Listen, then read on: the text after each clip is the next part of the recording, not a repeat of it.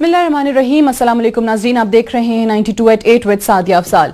नाज़रीन, पाकिस्तान के लिए दिसंबर का महीना जब भी आता है तो वो कोई खुशगवार माहौल पाकिस्तान के लिए नहीं बनता। चाहे हम 44 साल पहले जो सकूते ढाका हुआ और फिर 44 साल से उसको याद करते हैं, वो जो जुल्म हुआ पाकिस्तान के साथ, और फिर उससे हमने क्या सबक हासिल किया, हर साल इस पे बात की जाती है। और वही तारीख 16 दिसंबर की तारीख पिछले बरस पाकिस्तान को और हमारी कौम को एक और जख्म दे गई और एपीएस सानहे के हवाले से पहली बरसी भी हुई परसों। और अगर इसी पे बात करें तो सेम डे था जिस पर बात की गई कि सिंध हुकूमत के दरमियान रेंजर्स की इख्तियारात में तौसी का मामला बहुत अरसे से लटक रहा था, तो वो भी बड़ी सिंबॉलिक एक उसकी सिग्निफिकेंस हो गई कि भाई आज ही के दिन जब एपीएस सानहा हुआ तो इसका इंतखाब क्यों किया गया। मुख्तलिफ हल्कों की जानिब से तनकीद भी की गई पाकिस्तान पीपल्स पार्टी पर, और पाकिस्तान पीपल्स पार्टी की कायद की अगर हम बात करें, मोहतरमा बेनजीर भुट्टो की असैसिनेशन भी इसी महीने में हुई थी। वो पार्टी जिसको हम विफाक की पार्टी कहते थे, चारों सूबों की जंजीर कहते थे, वो सिंध तक महदूद होकर रह गई है। आहिस्ता आहिस्ता वो क्यों अपनी साख खोती जा रही है, ये तमाम चीजें भी पाकिस्तान पीपल्स पार्टी के लिए लम्हा फिक्रियां है। लेकिन अभी फिलहाल जिस तरीके से एक विफाक और हमें सिंध हुकूमत के दरमियान एक टसल नजर आती है रेंजर्स की तैनाती के मामले पर, हमने देखा है कि रेजोल्यूशन आ गया, मंजूर हो गया, उसका नोटिफिकेशन अभी तक जारी नहीं किया गया। लेकिन एक बार फिर से जो बॉल है वो विफाक के कोर्ट में फेंक दिया गया है, ये कहकर के वजीर आला ने तो समरी पर दस्तखत कर दिए हैं, अब विफाक इसकी मंजूरी देगा तो फिर हम रेंजर्स की तैनाती जो है वो वहां पर करेंगे, उसकी तौसी जो है वो की जाएगी। इस पर क्या स्टांस लिया जाता है विफाक की जानिब से। बड़ी अहम मीटिंग भी आज हमने देखी है जिसमें आर्मी चीफ साहब खुद मौजूद थे, उस हवाले से भी बात करेंगे आज के प्रोग्राम में।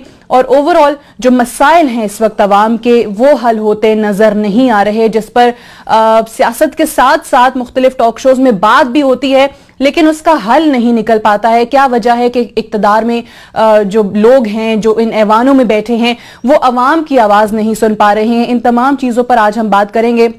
अवामी मुस्लिम लीग के सरबराह शेख रशीद अहमद साहब हमारे साथ मौजूद हैं। बहुत शुक्रिया शेख साहब, आपने प्रोग्राम में हमें ज्वाइन किया है। एक मुख्तसर सा ब्रेक यहां पर ले लेते हैं और ब्रेक से वापस आते ही शेख साहब से हम गुफ्तगू का आगाज करेंगे।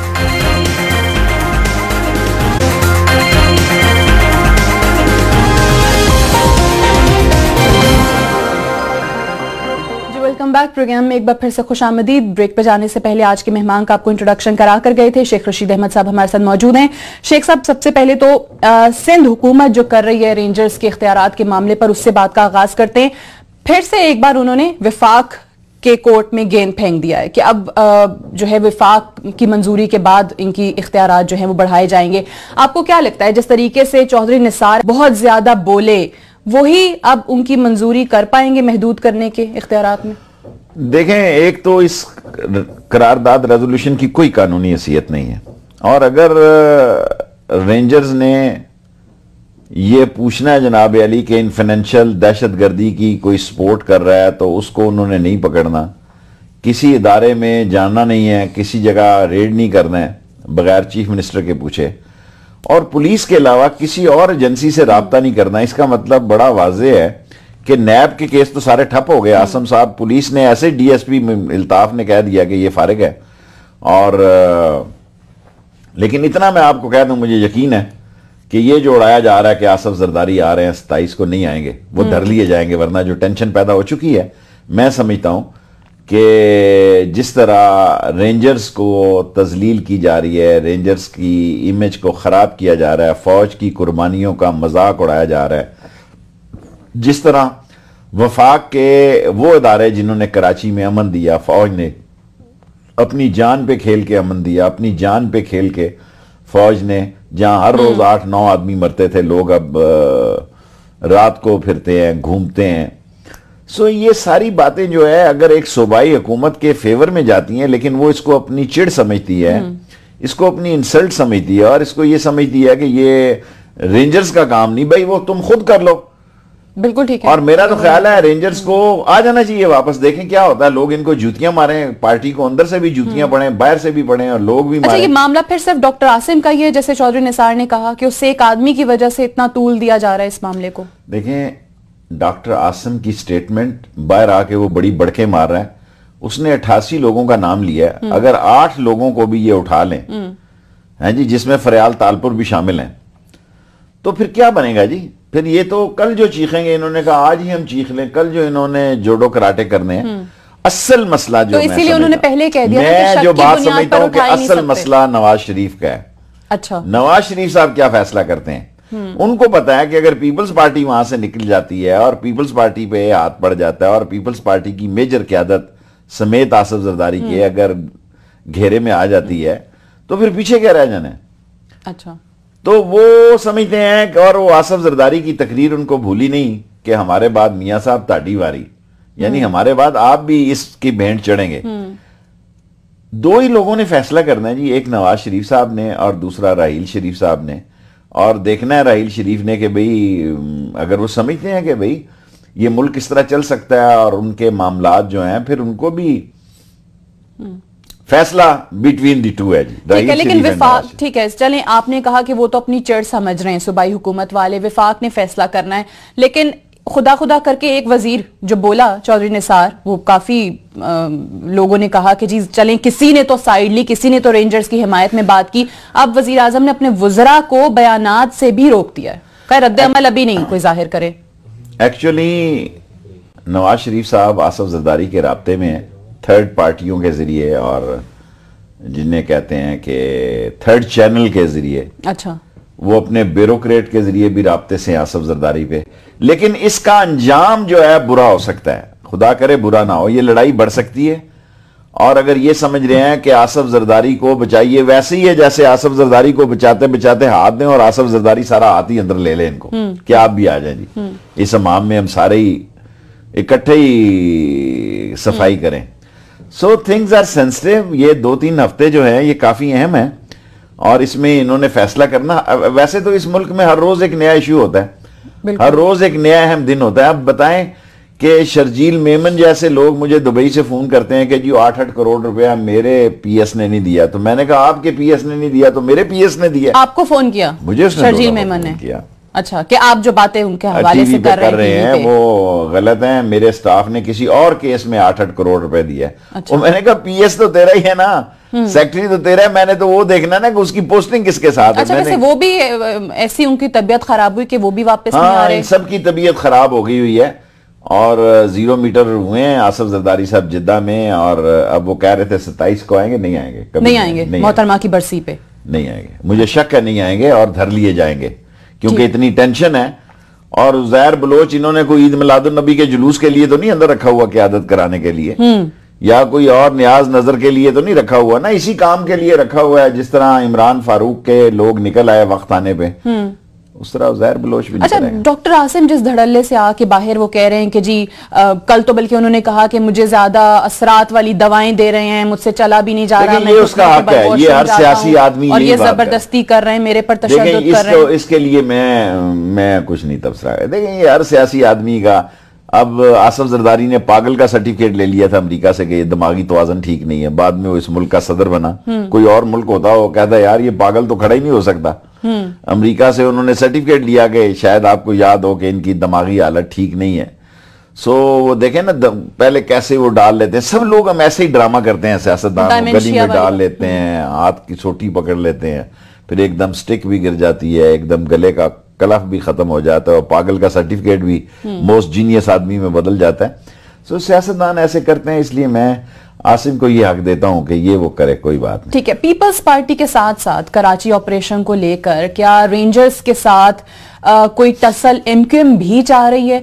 क्योंकि एमक्यूएम एक सियासी हकीकत तो है, हमने इंतखाबात में भी देख लिया, लेकिन उनकी तरफ से उसी शख्स को नामजद करना, वसीम अख्तर साहब को मेयर के उम्मीदवार के लिए, कि जिसके हवाले से रेंजर्स ने 500 मिलियन रुपीस का डेफेमेशन केस जो है वो फाइल किया। रेंजर्स का क्या काम है जी डेफर्मेशन का करना, फौजी इदारा है। मैं तो समझता हूँ ये है तो ऐसे ही फजूल सी बात की है रेंजर्स ने।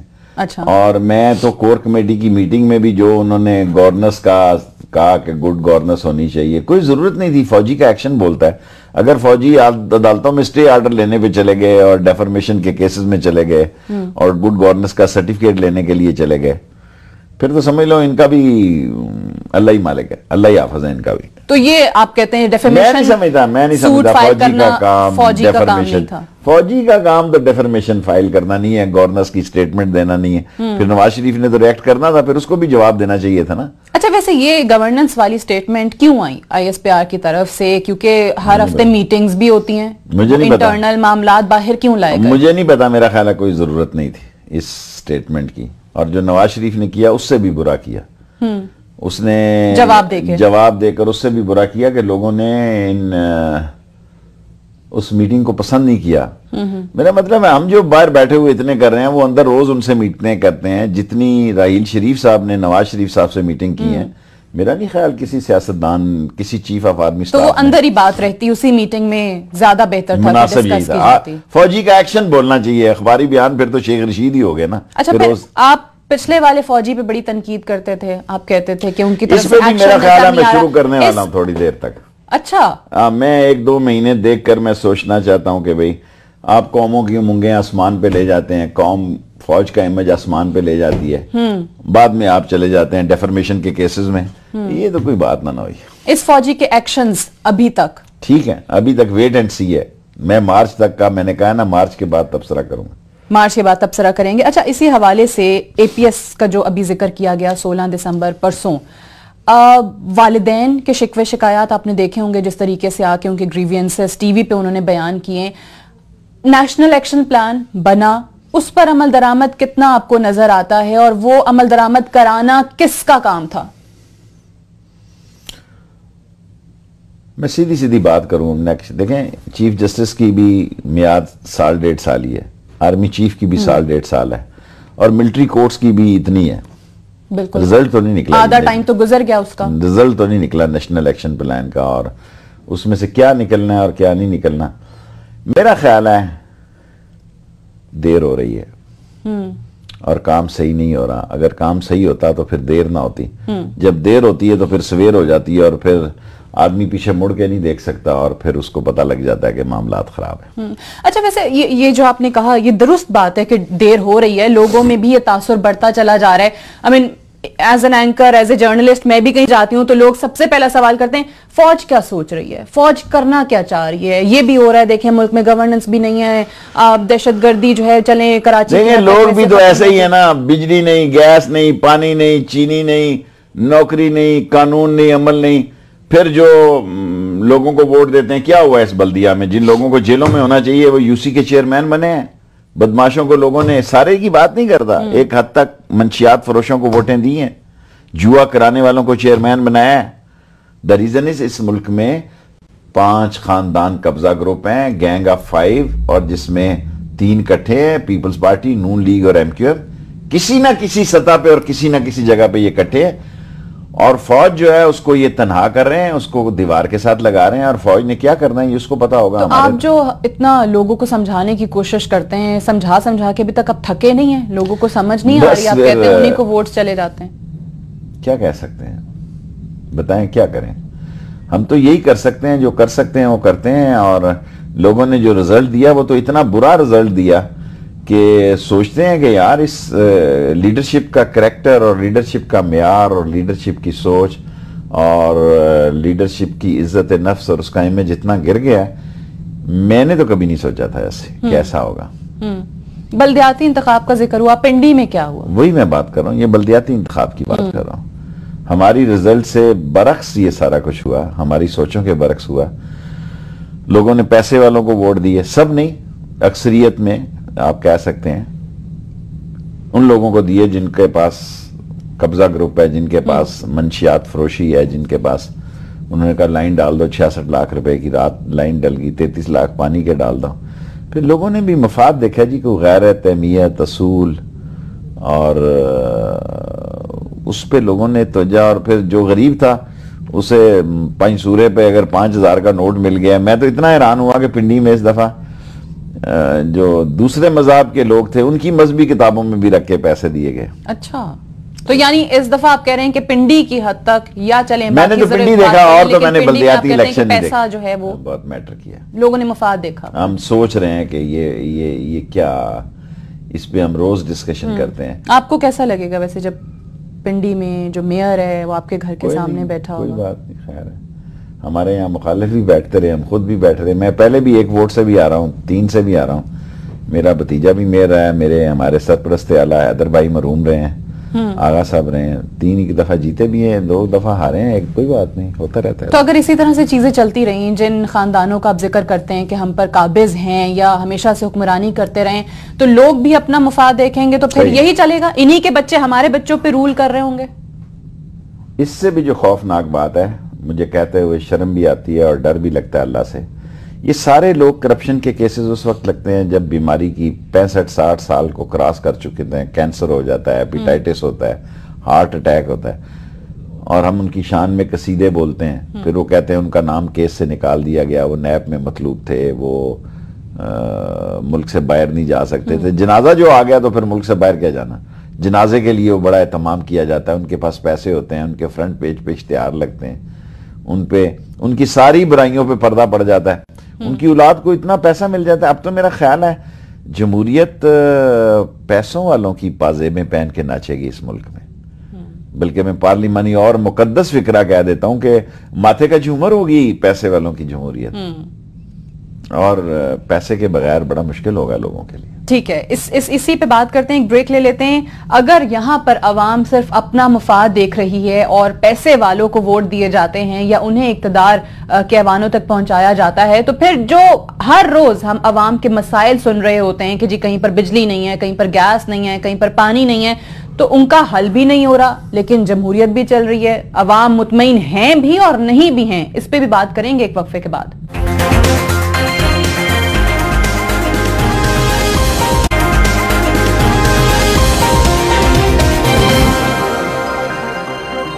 जी वेलकम बैक। प्रोग्राम में एक बार फिर से खुशामदीद। शेख रशीद साहब हमारे साथ मौजूद हैं, उनसे हम बात करें। शेख साहब, अवाम मुफाद देख रही है लेकिन फिर भी रो रही है, फिर भी कहती है कि जी मसाइल का अंबार लगा हुआ है और उसका हल नहीं निकल रहा।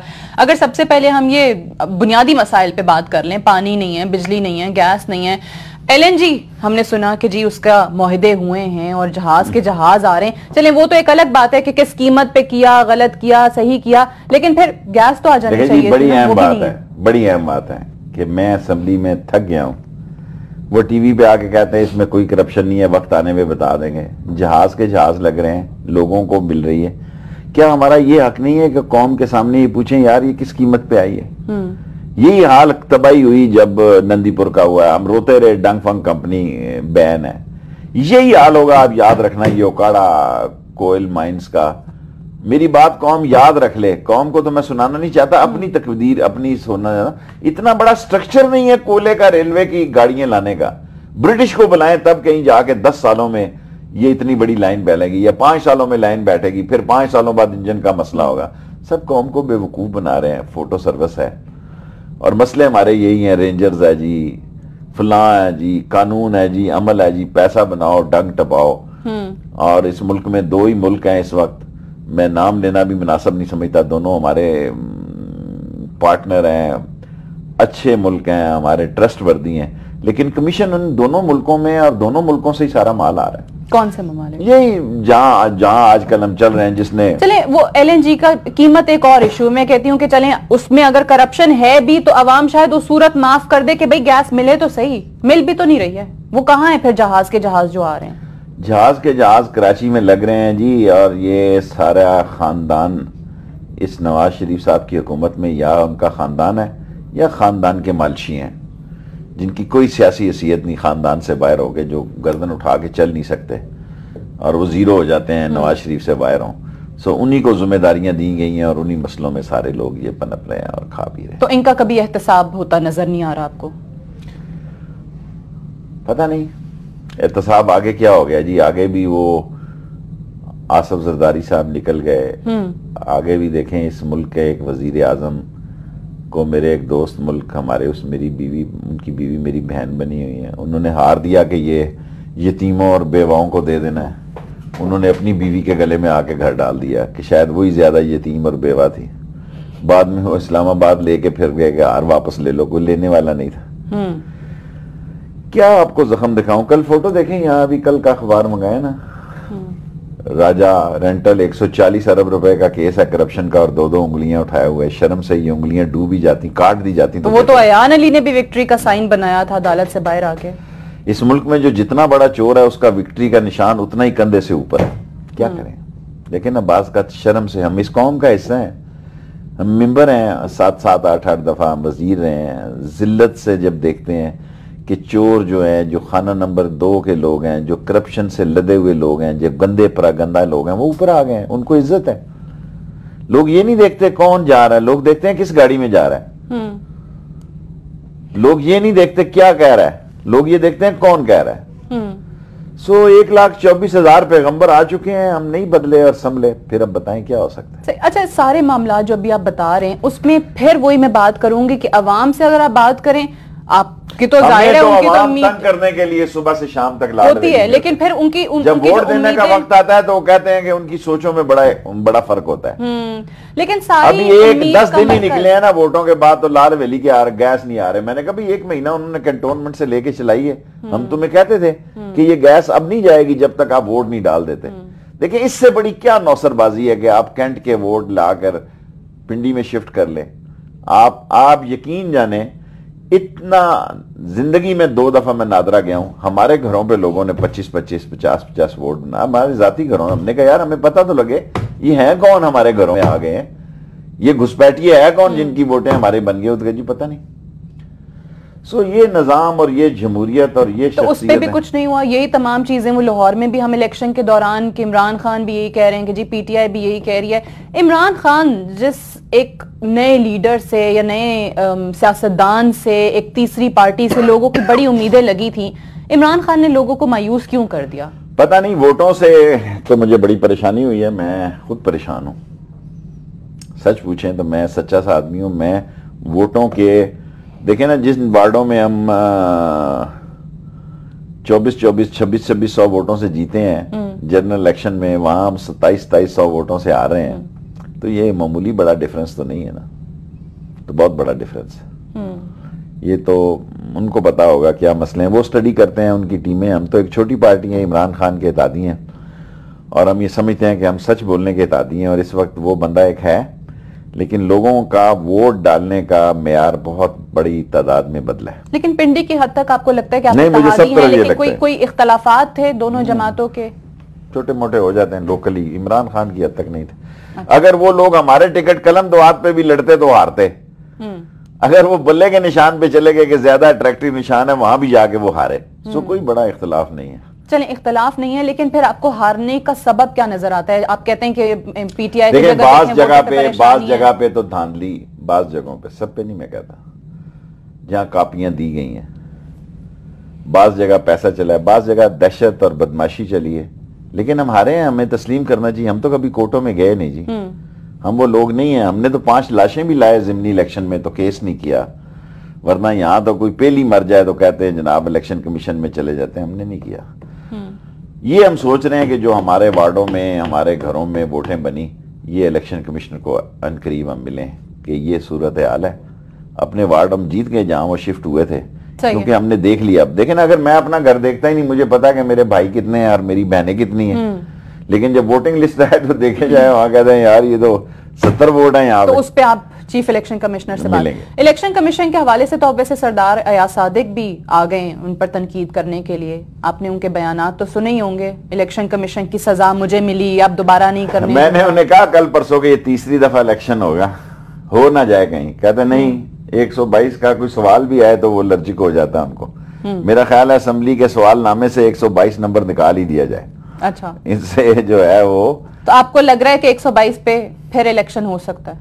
पीटीआई तो यही कहती है। मैंने तो केस नहीं देखा, ऐसी आपसे कहूं कि मैंने वो सारा केस स्टडी किया है। अलीम खान का ये कहना है कि यहां दोबारा इलेक्शन होगा, इमरान खान का भी यही कहना है।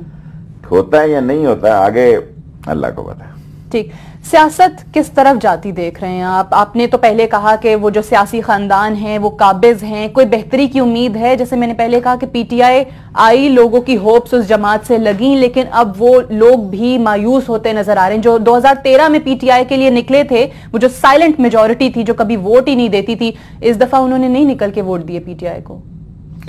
जिन लोगों ने मुझे ये कहा कि आप इत्तेहाद करें इमरान खान साहब से, और चौधरी निसार ने मुझे फ़ोन किया कि यार हम आ रहे हैं तेरी तरफ, मैंने उसको कहा कि मैं इमरान खान को ज़बान दे चुका हूँ, मैं नहीं चलूँगा नवाज शरीफ के साथ। अब वो लोग जिन्होंने हमें कहा कि बहुत अच्छा किया आपने, वो लोग भी रिजर्व हो गए हैं। मैं 1-2 दिन में इमरान खान साहब, यकीनन इमरान खान में ये अच्छी बात है कि वो इस पर स्टडी करता है, वो कमेटियाँ बनाता है, लेकिन उसका रिजल्ट क्या निकलता है, क्या वो कोई ऐसी कमेटी बना सके हैं कि जो ये सोचें कि वोट बैंक में इतना बड़ा डिफरेंस क्यों है। एक तो धांधली है, धांधली की भी एक हद होती है, सही है, देखें ठीक है। धांधली भी एक आर्ट है, हर कोई आदमी धांधली नहीं कर सकता।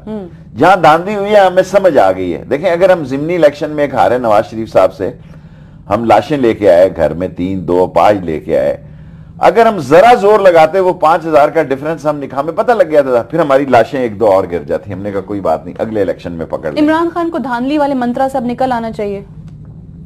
अब धांधली हो रही है तो वो कैसे निकलेगा, ये तो आप ज्यादा कर रही है ना। धांधली भी तो हो रही है ना, अब ये ना कहें, लेकिन ये कि धांधली को शायद उनके अपने वोटर इस चीज पर मायूस होना शुरू हो गए कि इससे बढ़ के भी कोई और बात हो, इसके अलावा भी कोई और बात हो। एक्चुअली इलेक्शन लड़ना भी एक आर्ट है, एक एक्सपीरियंस है। देखे ना, हम पिंडी में जीते, सूबाई इलेक्शन में मेंबरों का डिफरेंस जितना भी था, लेकिन सूबे के मेंबर रात को पीटीआई के जो कैंडिडेट थे इलेक्शन ऑफिस में बैठे रहे। जो लोग घरों में चले गए और डाइनिंग टेबल पे डिनर करते रहे ये सोच के कि हम जीत गए हैं, सुबह उठे तो वो हारे हुए थे। हमने तो जब तक रिजल्ट नहीं लिया उन लोगों ने, हमने कहा भी आपने यहां से निकलना नहीं है, तो वो जीत गए। ठीक, एक ब्रेक ले लेते हैं इसी नोट पे। ब्रेक से वापस आकर कुछ और इश्यूज हैं उस पर शेख साहब की राय जानेंगे आफ्टर दिस ब्रेक।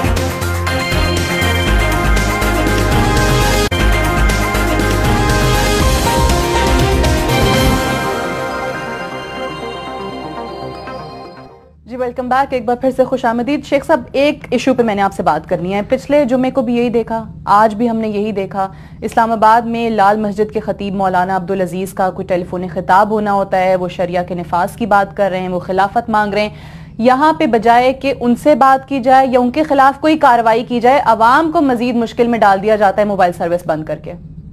मैं आप बताएं इस पे क्या कह सकता हूँ। मुझे तो देखें, मैं जिंदगी के ऐसे दौर से गुजरा हूं कि मेरे जिंदगी के सबसे जो अजीजी लोग थे वो शहीद हो गए, जिन पे लाल वेली चलती थी। खुद 2, 3, 4 दफा हमलों से बचा हूं। मैं तो हालात अभी ठीक नहीं देख रहा। मेरा ख्याल है इनको कोई बात करनी चाहिए, क्या सूरत हाल है, क्या वजह है।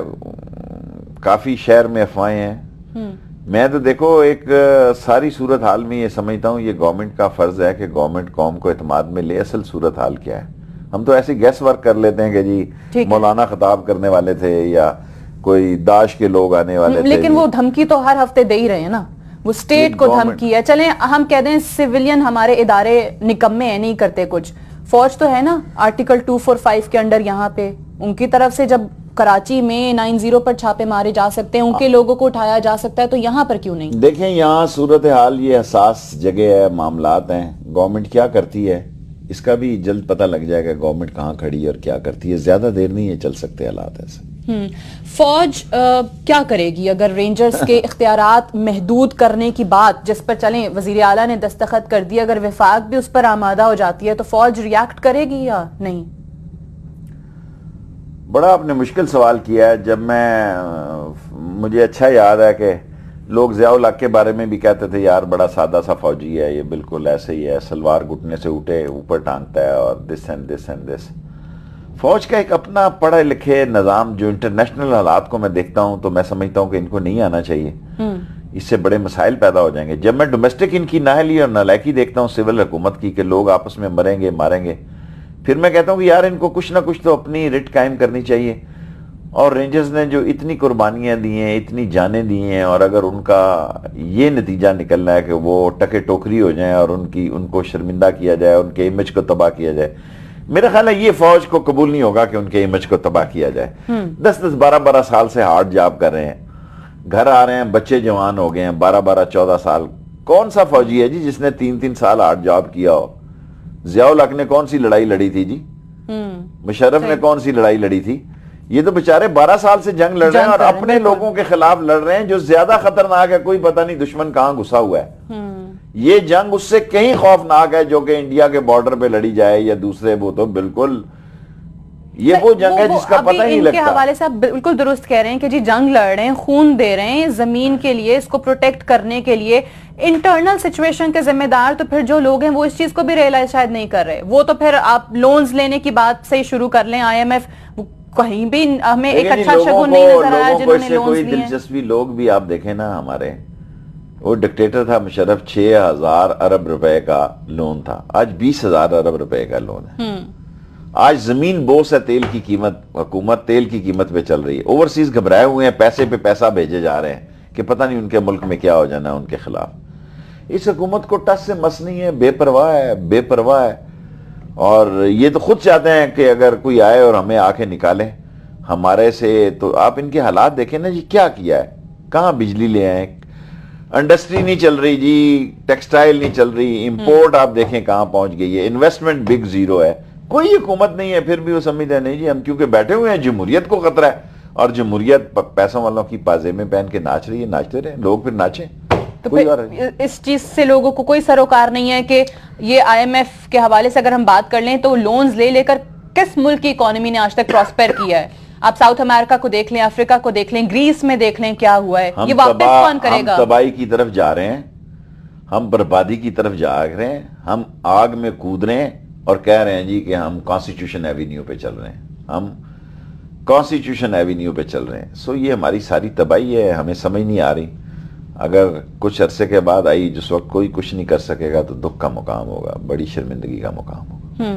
तो आपको हालात आने वाले दिनों में बेहतर होते नजर नहीं नजर आ रहे। मैं तो 3-4 महीनों में ही समझ रहा हूं कि या हालात ठीक हो जाएंगे या बहुत खराब हो जाएंगे। मार्च तक आप जो इंतजार कर रहे हैं वो फौज की तरफ से कुछ करने का इंतजार कर रहे हैं, किस लिए? आप कह रहे हैं कि बस ये टाइम जो है वो बड़ा सेंसिटिव है, उसके बाद किसी के पास वक्त नहीं है। मैं समझता हूं आगे अगर किसी ने कोई इस्लाहात करनी है, कोई एहतसाब करना है, कोई चोरों को पकड़ना है, तो फिर मार्च अप्रैल, मैं कह रहा हूं लोगों को, मार्च अप्रैल के बाद तो कोई टाइम नहीं है। फिर मौजूदा लोगों की तरफ, जिनकी तरफ लोग देख रहे हैं, उन्होंने घरों को जाना है, और ना वो एक्सटेंशन लेने वाला जर्नैल है, ना इन्होंने एक्सटेंशन देनी है। अच्छा, तो फिर ये वैसे बहस तो छिड़ी दरमियान में, कोई फायदा नहीं। लिखा भी गया, मीडिया में भी बात होने लगी एक्सटेंशन की। आपको लगता है इस किस्म की कोई चीज हो सकती है? नहीं होगी, मेरा नहीं ख्याल नहीं होगी। तो हालात कैसे फिर बेहतर होंगे? अल्लाह करेगा, लेट्स सी। लोगों को फिक्र है, कुछ लोग फिक्र कर रहे हैं, अगर अल्लाह को मंजूर हुआ तो हालात बेहतर भी हो सकते हैं, वरना खराब होने की तो ऑप्शन है ही है। वो तो हो ही रहे हैं, वो तो साल से खराब भी हो रहे हैं। लेकिन अब फौज ये भी तो देख रही है ना कि अगर आप गवर्नेंस की बात करें, चलें जिस पे आपने मौकफ दिया कि इस तरीके से सरेआम नहीं, उसको एक पब्लिक स्टेटमेंट जो है वो नहीं आनी चाहिए थी, गवर्नेंस नहीं है। अभी हम बात कर रहे हैं कि टेक्सटाइल मिल्स जो हैं वो बंद हैं, लोन पे लोन आप लिए जा रहे हैं, कर्जे आपके बढ़ते चले जा रहे हैं, वापस कौन करेगा ये किसी को नहीं पता है, ये तो चले जाएंगे। आप और मैं करूंगा जी, और कौन करेगा जी? और किसने वापस करने? हमने वापस करने, हम इसीलिए यहाँ कि हम वापस करें, और तो किसी ने वापस नहीं करने। और इस वापस करते इस कौम की चीखें। और एहतसाब की जब बात करते हैं तो वो देखें, एक बंदे का एहतसाब हुआ है तो सारी जमहूरियत पंजाब में क्यों नहीं हो रहा जी? ठीक कह रहे हैं लोग, फिर फौज पे नाम आ रहा है कि सिंध में आप कर रहे हैं, बलूचिस्तान में कर रहे हैं, पंजाबी आपकी खाला के बेटा लग रहे हैं। जो चोर है वो सिंध में भी चोर है, वो पंजाब में भी चोर है, हर जगह चोर है। फिर उसका एहतसाब किया जाए सही तरीके से। जब आप एक सूबे में करते हैं और दूसरे सूबे में नहीं करते, तो ये तो तबाही और बर्बादी के अलावा कुछ भी नहीं है।